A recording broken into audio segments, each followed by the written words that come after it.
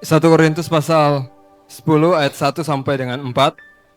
Aku mau supaya kamu mengetahui, saudara-saudara, bahwa nenek moyang kita semua berada di bawah perlindungan awan dan bahwa mereka semua telah melintasi laut. Untuk menjadi pengikut Musa, mereka semua telah dibaptis dalam awan dan dalam laut. Mereka semua makan makanan rohani yang sama dan mereka semua minum minuman rohani yang sama, sebab mereka minum dari batu karang yang mengikuti mereka. Dan batu karang itu ialah Kristus. Amin. Aku mau supaya kamu mengetahui. Ini Rasul Paulus bilang begini. Hei jemaat yang ada di Korintus, aku mau. Rasul Paulus sedang merefresh kembali pikiran mereka. Amin. Setiap Tuhan mau mengingatkan kembali hal-hal yang baru sebenarnya. Apa yang telah Tuhan lakukan di masa lalu, Tuhan mau kita ingat dan itu menjadi rema untuk kita menjalani hidup kita. Amin. Nah, di sini dia bilang bahwa nenek moyang kita semua berada di bawah perlindungan awan dan bahwa mereka semua telah melintasi laut. Nah, tema kita hari ini yaitu tudung dan jaminan Tuhan. Sama-sama katakan tudung dan jaminan Tuhan.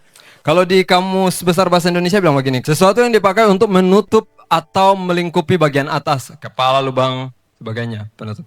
Ini tudung yang dimaksud.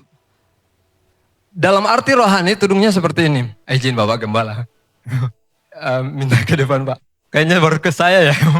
Untuk ilustrasi Bapak Gembala yang saya undang, karena saya sudah rencanakan. Nah, ini Bapak Gembala.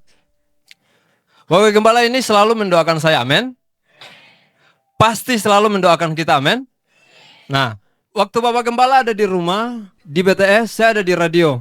Waktu saya mau melakukan perjalanan, entah kenapa saya tiba-tiba arahnya ke kiri, tapi tiba-tiba ada mobil di sana yang tiba-tiba sangat cepat. Tapi waktu saya mulai mau melakukan perjalanan, tiba-tiba saya tanpa saya sadar, tiba-tiba saya sudah mulai agak ke kiri-kirian dan tiba-tiba ada mobil dan motor yang tiba-tiba dengan sangat kencang ada di belakang saya. Tiba-tiba saya itu kok tiba-tiba kayak diangkat dan digeser sedikit, atau tiba-tiba kayak ada sesuatu yang menggeser saya dan hingga saya kembali ke kanan. Bapak Ibu Saudara harus tahu begini, tudung dari setiap gembala kita, dari orang tua rohani itu, doa mereka itu bagi setiap anak-anaknya, bagi setiap pelayan Tuhan, itu tanpa kita sadar kita sebenarnya berada dalam tudung. Waktu Bapak Gembala doa dan waktu saat itu juga tiba-tiba kayak ada sesuatu yang ilahi yang tiba-tiba menyeret.